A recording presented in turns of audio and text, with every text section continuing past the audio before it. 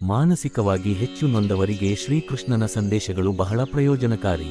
ಕಷ್ಟಕರ ಸನ್ನಿವೇಶವನ್ನು ಎದುರಿಸುತ್ತಿರುವ ನಿಮ್ಮ ಗೆಳೆಯ ಅಥವಾ ಗೆಳತಿಗೆ ನೀವು ಮಾನಸಿಕವಾಗಿ ಧೈರ್ಯ ತುಂಬಲು ಪ್ರಯತ್ನಪಟ್ಟರೆ ಅದರಿಂದ ಅವರ ಜೀವನದಲ್ಲಿ ಸಾಕಷ್ಟು ಬದಲಾವಣೆ ಆಗಲಿದೆ. ಮನುಷ್ಯನ ಜೀವನ ಎಂದು ಯಾಂತ್ರಿಕವಾಗಿ ಮಾರ್ಪಾಡಾಗಿದೆ ಎಂದು ಹೇಳಬಹುದು.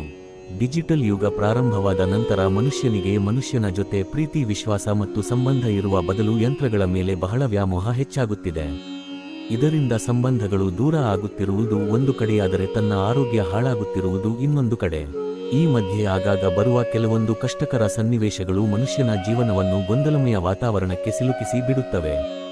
ಕೆಲವೊಂದು ಸಂದರ್ಭಗಳಲ್ಲಿ ಈ ಜಗತ್ತಿನಲ್ಲಿ ನಾನು ಒಂಟಿ ಎಂಬ ಭಾವನೆ ಆತನಿಗೆ ಕಾಡಲು ಪ್ರಾರಂಭವಾಗುತ್ತದೆ. ಮಾನಸಿಕವಾಗಿ ಖಿನ್ನತೆಗೆ ಒಳಗಾಗಲು ಇಂತಹ ಒಂದೆರಡು ಸನ್ನಿವೇಶಗಳು ಎದುರಾದರೆ ಅಷ್ಟೇ ಸಾಕಾಗಿರುತ್ತದೆ.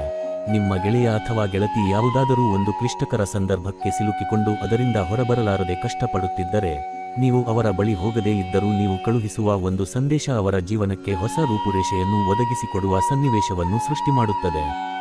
ಕಷ್ಟಕರ ಪರಿಸ್ಥಿತಿಯಲ್ಲಿ ನಿಮ್ಮ ಒಂದು ಸಂದೇಶ ಎಷ್ಟು ಶಕ್ತಿಯುತವಾಗಿರುತ್ತದೆ ಎಂಬುದು ನಿಮಗೆ ನಂತರವೇ ಅವರಿಂದಲೇ ತಿಳಿಯುತ್ತದೆ. ಈ ಲೇಖನದಲ್ಲಿ ಅಂತಹ ಕೆಲವೊಂದು ಉದಾಹರಣೆಗಳನ್ನು ನೋಡೋಣ. ನನಗೆ ಗೊತ್ತು, ನಿನ್ನ ಬಳಿ ಸಾಕಷ್ಟಿದ್ದರೂ ಕೂಡ ಇನ್ನೂ ಕಷ್ಟಪಡುತ್ತಿರುವೆ. ಮನುಷ್ಯನ ಪ್ರತಿದಿನದ ಜೀವನ ಹೇಗೆಂದರೆ ಅವನ ಬಗ್ಗೆ ಅವನಿಗಿಂತ ಹೆಚ್ಚಾಗಿ ಬೇರೆಯವರಿಗೆ ತಿಳಿದಿರುತ್ತದೆ. ಸಮಾಜ ಜೀವಿಯಾದ ಮನುಷ್ಯ ತನ್ನ ಮನೆಯವರ ಸುಖ ಸಂತೋಷಕ್ಕಾಗಿ ದುಡಿಯುವ ಕಾರಣ ಆತನ ಮೆದುಳಿನಲ್ಲಿ ಕೆಲವೊಮ್ಮೆ ಕೇವಲ ದುಡಿಮೆ ಎಂಬ ಪದ ಬಿಟ್ಟು ಬೇರೇನೂ ಇರುವುದಿಲ್ಲ. ಹೀಗಿದ್ದಾಗ ತನ್ನ ದುಡಿಮೆಯ ಲಾಭ ಮತ್ತು ಇದರ ಪ್ರಭಾವದಿಂದ ಯಾರಿಗೆಲ್ಲ ಒಳ್ಳೆಯದಾಗಲಿದೆ ಎಂಬುದನ್ನು ಯೋಚಿಸಲು ಕೂಡ ಅವನ ಬಳಿ ಸಮಯ ಇರುವುದಿಲ್ಲ.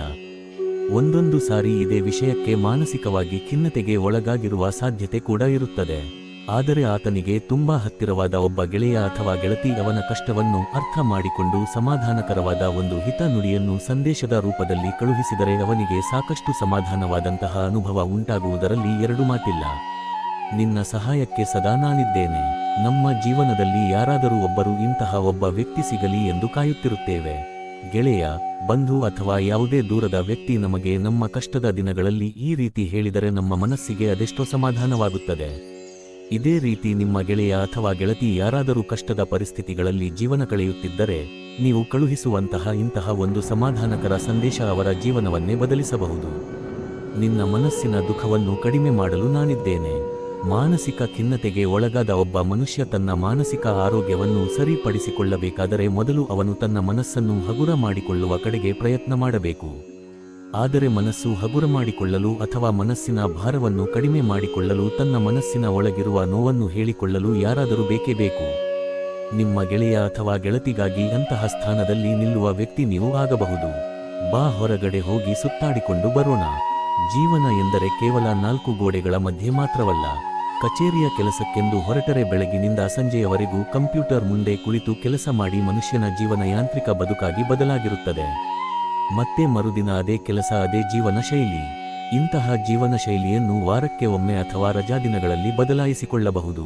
ನಿಮ್ಮ ಗೆಳೆಯ ಅಥವಾ ಗೆಳತಿಗೆ ನೀವು ತುಂಬಾ ಹತ್ತಿರದವರಾಗಿದ್ದರೆ ನೀವು ಅವರನ್ನು ನಿಮ್ಮ ಜೊತೆ ವಾಯುವಿಹಾರಕ್ಕೆಂದು ಸಂದೇಶದ ಮೂಲಕ ಕರೆಯಬಹುದು. ಆಗ ಅವರ ಮನಸ್ಸಿಗೂ ಖುಷಿಯಾಗುತ್ತದೆ ಮತ್ತು ಮಾನಸಿಕ ಖಿನ್ನತೆಗೆ ಒಳಗಾಗುವ ಒಬ್ಬ ವ್ಯಕ್ತಿಯನ್ನು ಕಾಪಾಡಿದ ಪುಣ್ಯ ನಿಮಗೆ ಸಿಗುತ್ತದೆ. ಸ್ವಲ್ಪ ಬಿಡುವು ತೆಗೆದುಕೊಂಡು ನಿನ್ನ ಆರೋಗ್ಯದ ಕಡೆಗೆ ಗಮನ ಕೊಡು. ಬಹುಶಃ 1000ರಲ್ಲಿ ಒಬ್ಬರು ಕೂಡ ಈ ಮಾತನ್ನು ಇನ್ನೊಬ್ಬರಿಗೆ ಹೇಳುವುದಿಲ್ಲ ಎಂದು ಕಾಣುತ್ತದೆ, ಏಕೆಂದರೆ ಅವರಿಗೆ ಮತ್ತೊಬ್ಬರು ಹೀಗೆ ಹೇಳಿದರೆ ಸಾಕಪ್ಪ ಎನಿಸುತ್ತಿರುತ್ತದೆ ಅವರ ಜೀವನ. ಬಿಡುವಿಲ್ಲದೆ ದುಡಿಯುವ ಒಬ್ಬ ವ್ಯಕ್ತಿಯನ್ನು ನೋಡಿದ ಮತ್ತು ಮನಸ್ಸಿನಲ್ಲಿ ಕರುಣಾಜನಕ ಭಾವನೆಯನ್ನು ಹೊಂದಿದ ಇನ್ನೊಬ್ಬ ವ್ಯಕ್ತಿ ಮಾತ್ರ ಈ ರೀತಿ ಹೇಳಲು ಸಾಧ್ಯ. ನಿಮ್ಮ ಗೆಳೆಯ ಅಥವಾ ಗೆಳತಿಗೆ ನೀವು ನಿಜವಾದ ಗೆಳೆಯ ಅಥವಾ ಗೆಳತಿಯಾಗಿದ್ದರೆ ಈ ರೀತಿಯ ಸಂದೇಶವನ್ನು ನೀವು ಅವರಿಗೆ ಕಳಿಸುವುದರಿಂದ ಅವರ ಮನಸ್ಸಿಗೆ ಸಾಕಷ್ಟು ಖುಷಿಯಾಗುತ್ತದೆ ಮತ್ತು ನನಗಾಗಿ ಈ ಜಗತ್ತಿನಲ್ಲಿ ಮರುಕ ಪಡುವವರು ಒಬ್ಬರಾದರೂ ಇದ್ದಾರೆ ಎನಿಸುತ್ತದೆ. ಸಮಯಕ್ಕೆ ಸರಿಯಾಗಿ ನೀನು ಊಟ ಮಾಡಿದೆಯಾ? ಕೇವಲ ಮನೆಯಲ್ಲಿರುವ ಕುಟುಂಬದವರು ಮಾತ್ರ ಈ ರೀತಿ ಕೇಳಲು ಸಾಧ್ಯ ಎಂದು ಎಲ್ಲರಿಗೂ ಗೊತ್ತು.